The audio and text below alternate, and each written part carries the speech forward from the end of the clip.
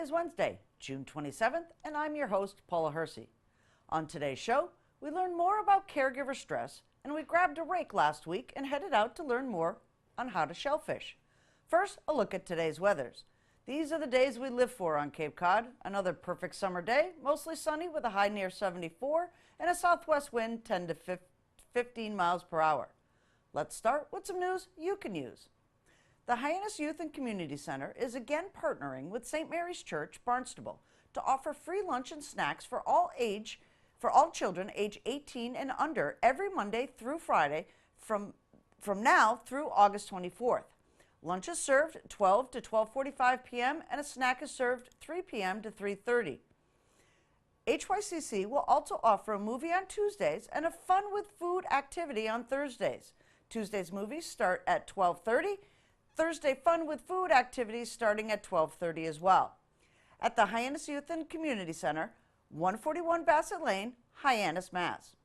Need more information or have questions? Contact Mark Bordley, 508-790-6345, extension 116. Caregiver stress is due to the emotional and physical strain of caregiving. Caregivers report much higher levels of stress than people who are not caregivers, and caregivers are providing help or on call almost all day. Sometimes this means there is little time for work or other family members or friends. Some caregivers may feel overwhelmed by the amount of care their aging, sick, or disabled family member needs. Remember that you need to take care of yourself to be able to care for your loved one, and that the resources and staff at the Barnstable Senior Center can help.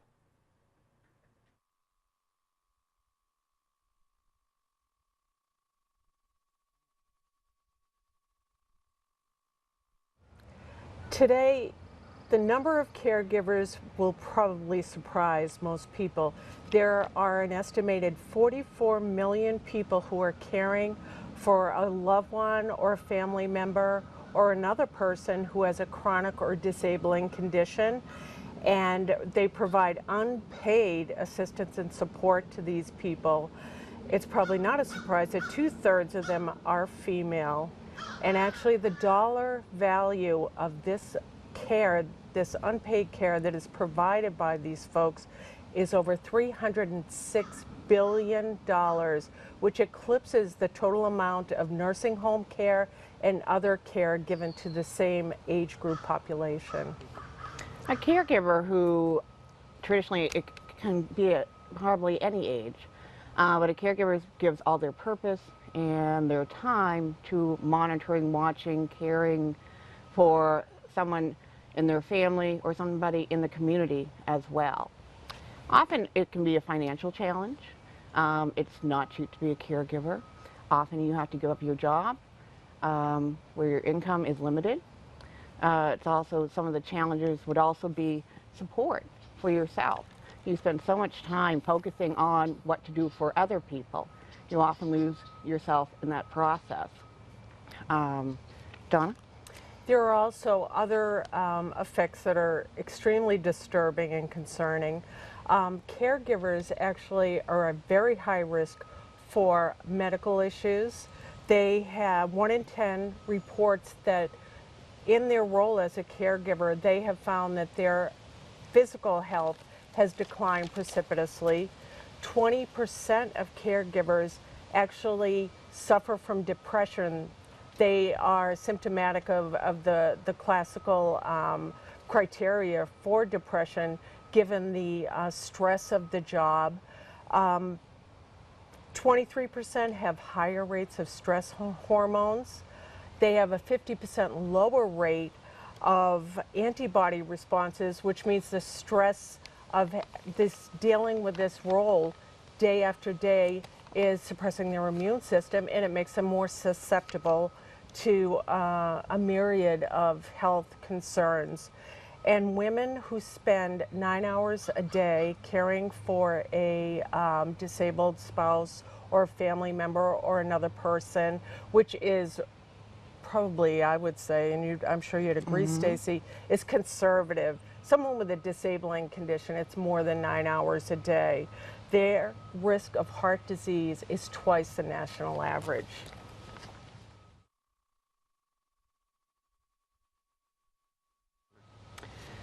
Some of the duties of a caregiver, the list is enormous. You're the cook, the financial person, you're the nurse, sometimes the doctor, you're the housekeeper. It's for an ongoing position, and it's 24 hours a day.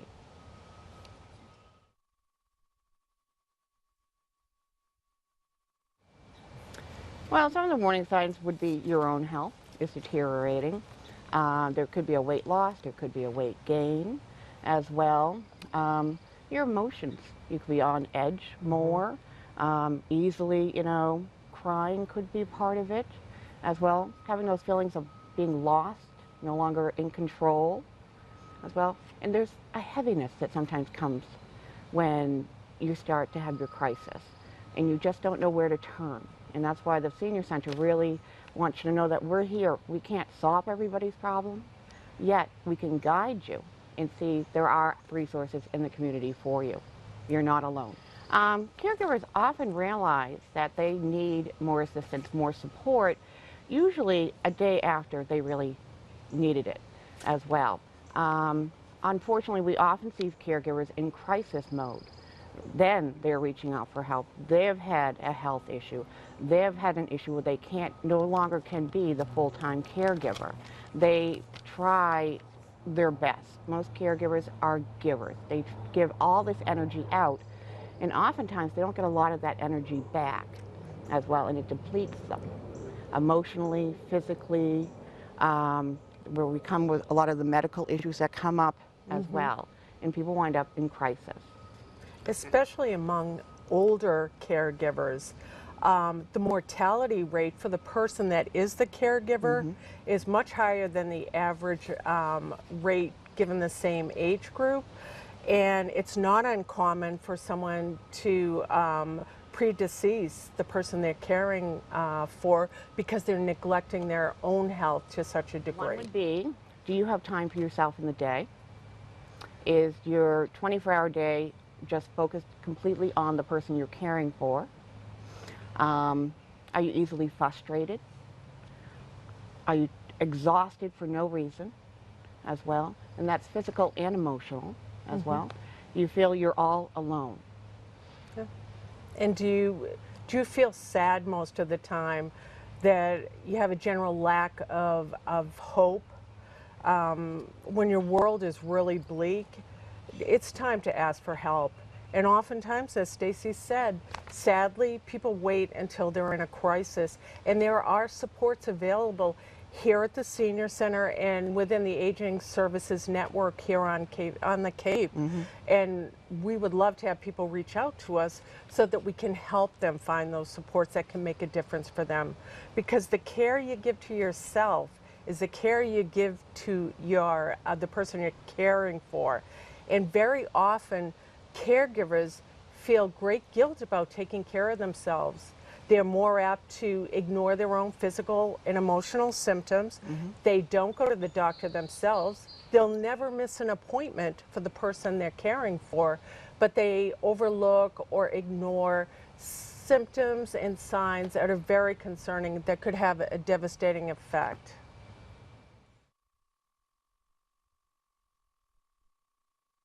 Caregivers. Well, we have a wonderful adult day program. It's a non-medical program that provides a structured, monitored day for elders who have aged in place in the town of Barnstable. It's a fun, inviting atmosphere. There's a social snack, coffee, a full lunch. There's games, and there's a built-in socialization where you know the person you're caring for is in a safe environment. They are enjoying their day. They're making friends. And the caregiver has an opportunity to regroup. They have an opportunity to go to the doctor themselves. They have an opportunity to take a break, to have that moment of respite, to just exhale. Because you're so busy holding on, making sure everything is done correctly and your person is well cared for, as Donna has said, you forget about you. And it gives you that opportunity to refresh and regroup and be the better caregiver. It's very important for people to give them, for a caregiver to give themselves the permission to acknowledge that they need some time away. Again, as I said, you're only as good as your capacity to give. If you are totally exhausted, if all of your resources are depleted, you don't have much to give. And we also have support groups here at the Barnstable Senior Center. There is one run by Elder Services, facilitated by one of the social workers, the second and fourth Wednesday of every single month from 9:30 to 11. If you are a grandparent raising grandchildren, because it's just not caring for an older person, we also have support groups here for them as well. We also have a caregiver walking program, which has, for the summer, we're not holding it, but in the fall that will pick up again. It's a great opportunity. We've partnered with the Hyannis Youth and Community Center here in Barnstable, a great resource, to use their indoor walking track. And it is an hour of an opportunity to put on your headset, just walk, have some free time, maybe talk to some other caregivers who understand what you're going through. And we have staff that's available to provide respite and an activity if you do need to bring the person that you're caring for. And if anyone wants to learn more about that, they can certainly call us here at the Senior Center. Yeah, and it's a great program. It gives you support, you get the exercise, and exercise is vital to releasing some of the caregiver stress, which is very important. And you also have Donna will be there, and she will have the opportunity to give you some of those resources. That's right. You can have it in a kind, safe environment as well. You know, navigating the whole caregiving maze is challenging. It is. And basically, caregivers, what we find is there's so much that it's overwhelming. So basically, what the Barnstable Senior Center can do is kind of narrow that pathway a little bit. And let's focus and prioritize what's very important, what you need, what is locally available to you as well. And we have a caregiver resource program, we have a library. Donna and I run a wonderful support Savvy Caregiver, which is a nationally known program to teach caregivers skills and tools to really enrich their caregiving needs. We also have many, many contacts within the Aging Services Network, other providers on the Cape that we work closely with. And part of our mission is to make a caregiver's job, which is daunting, a little easier by finding these supports. Because when you're taking care of someone and it's consuming all your time, you really don't have the time to do the research that you need. That's what we're here for. Yeah. And we also, when we meet with people, and sometimes it's just for a quick conversation, sometimes it's for a guide, but we do have a quick sheet. It's called Getting Started, where it has the Barnstable Senior Center, it has the Barnstable Adult Day Program, Elder Services of Cape Cod and the Islands, Hope Dementia, Family Caregiving Resources of Cape Cod, and other local support. That it's right there in a small description, and we kind of check off, this is who you should call, this is a good resource for you, and we help them make that connection.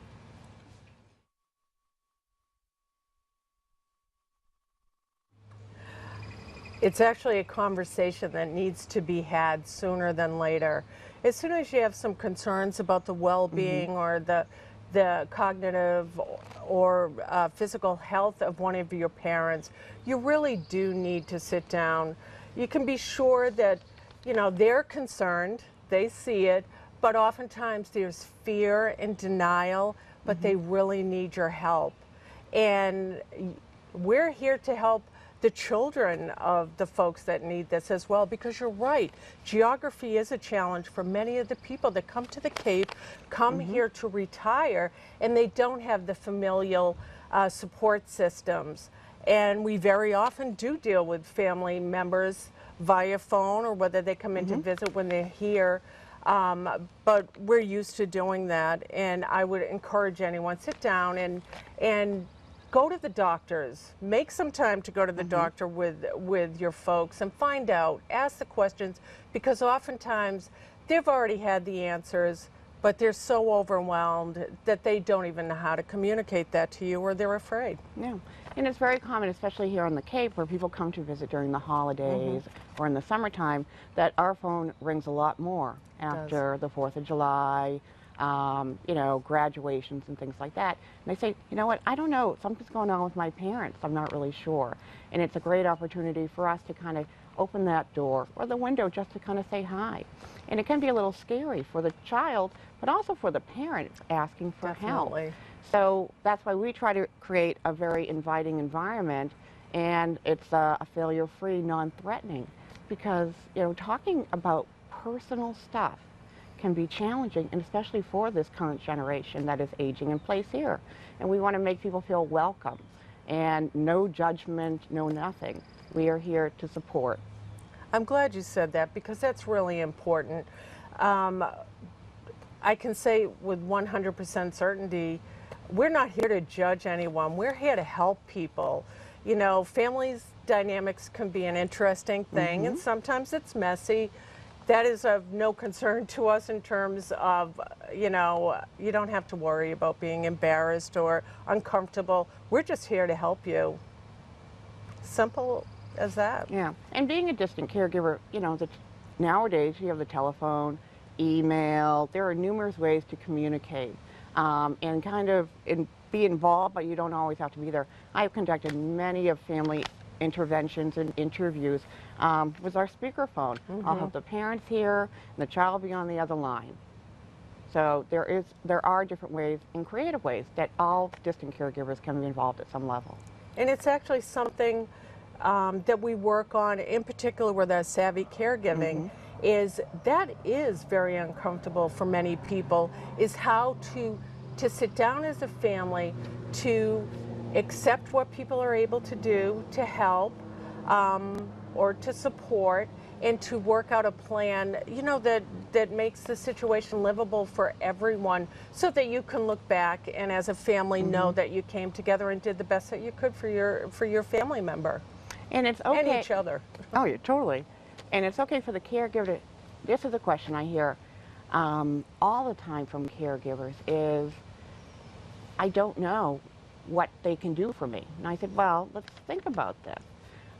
What can they do? Can they hire somebody if that's available to mow the lawn so you don't have to and take that stress away from you as well? Could they sign up for a food delivery service where the food comes right to the house? They may not be right here in town, but that is something they can do as a distant caregiver. Could they, you know, take a bill away? Can they pay your cell phone bill or give you another cell phone, things like that? So there are things that distant caregivers can do to support, or they can make a plan and say, you know what, Mom, Dad, I'm coming down once a month, I'm going to spend Saturday. Right. We've even seen families that, if you have the resources, have the siblings have pooled their resources so that someone can go to respite at one of the local facilities for a week, so that the caregiver can actually take a vacation or do something that's important to them, so that we help people navigate different opportunities to lighten your burden and to bring all family members into the whole process of assisting someone through a declining or disabling illness. Yeah. And it's hard. You have to remember, being a caregiver is work. It's something you weren't trained for. You didn't grow up saying, hey, I want to be a caregiver. As well, we often fall into this role, and it's difficult to navigate as well. But there are supports in our community, which is terrific. Cape Cod, you know what? We all stand by each other, and there's a lot of resources here. And all you have to do is say, hi, what can you do for me? How can I help? And our answer is, how can we help you? And I would encourage someone, if you are watching this and you're feeling overwhelmed and hopeless and just at the end of your rope, there are support systems. It's not all bleak. I won't say it's not a tough road, because it is for most people. but we can help make it a little easier, and that's what we are here for and what we want to do for you. Most of the summer activities here in Barnstable are centered around the water. We found Liz Lewis, shellfish technician at Bridge Street Landing in Osterville last week, teaching children how to shellfish.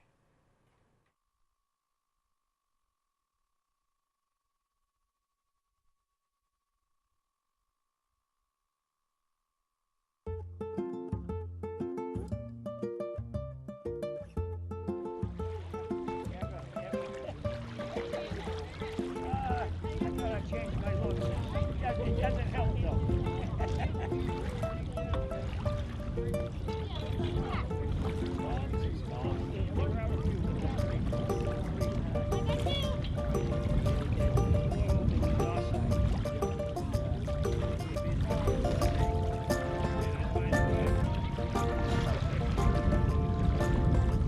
They've been going really well. We've luckily had beautiful weather. This weekend was awesome. It was really great to see a lot of fathers bringing their kiddos out for Father's Day, and there's plenty of clams out there. We really loaded it up this year, so over 45 bushels. So it should be pretty easy for the kiddos to find the clams too. And we've seen a lot of happy faces, so it's always fun. It's been really good this year so far.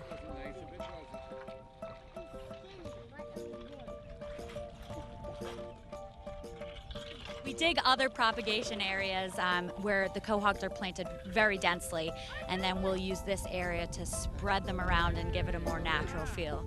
Somewhere that, you know, there's a good parking area here and a lot of people can walk, so we try to bring the clams closer to the people and make it easier for them to access them. So we just loaded up the area, flew the clams off the boat, and it's great, so people are really finding them pretty easily this time.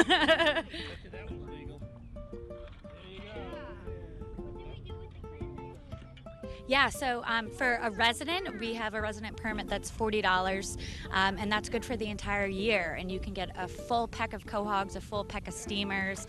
You can get a full peck of mussels on top of that. So really great. It opens up the doors for all your shellfish needs. So $40 for a resident permit, then you can pick up at our office at Marine Environmental Affairs. We also have non-resident permits for $140, and it may seem like a lot, but with all the shellfish that you can get for it, it's totally worth it. Especially, it's good through oyster season too. So in November you can get a half peck of oysters, and that's about 40 to 50 oysters. So yeah, come on down, get your permit. It's open to everyone, and we're even trying to find places for non-residents to park because we know that's been an issue. So we're really working on that to be able to bring more people down to the landing and get their own food.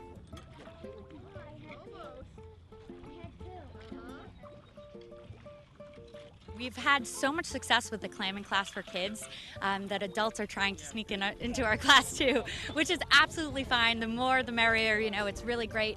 But it is a little different teaching a kid than teaching an adult. So these classes will be geared more towards adults, but kids are obviously welcome. Anyone can come by. We're going to have more on recipes, more on how we regulate the shellfish. So sizes are very important. Some of the key regulations that you need to know if you're going out shellfishing, maps and recipes for cooking them, because that's really important too once you get the shellfish. We would love to have people come down so we can teach you more about it.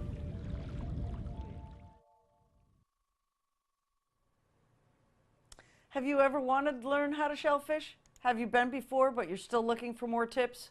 Here is your chance. Clamming for All People is on Saturday, this Saturday, June 30th at 7:30 a.m., Bridge Street Landing, Osterville. Shellfish that are legally harvested with a valid permit may be taken home. For more information, call Natural Resources during office hours Monday through Friday from 8:30 a.m. to 4:15 p.m. 508-790-6272. Another great item on our community calendar. Mime and music, reading rocks, libraries rock. Join the Barnstable Libraries for the Summer Reading Kickoff event at Centerville Public Library on Friday, June 29th at 10 a.m. The event will feature comic mime Robert Rivest and a 4 C's ice cream social on the patio. Let's rock the library with laughter. Comic mime Robert Rivest entertains audiences of all ages while joyfully motivating them to read. Celebrate their libraries and move to the music of nature, animals, and life all around us. Using mime, comedy, and interactive playfulness, Robert highlights the musicality of everyday life. Robert is an enthusiastic conductor of laughter and joy, bringing sensational stories and silent symphonies to life before your eyes. This is a free, all-ages event, no registration required. 585 Main Street, Centerville, 508-790-6220. Comments, suggestions, accolades? Connect with us on Facebook, email us, or send us an old-fashioned note by carrier pigeon. Channel 18 works for you. I'm Paula Hersey, and thank you for watching Barnstable Today.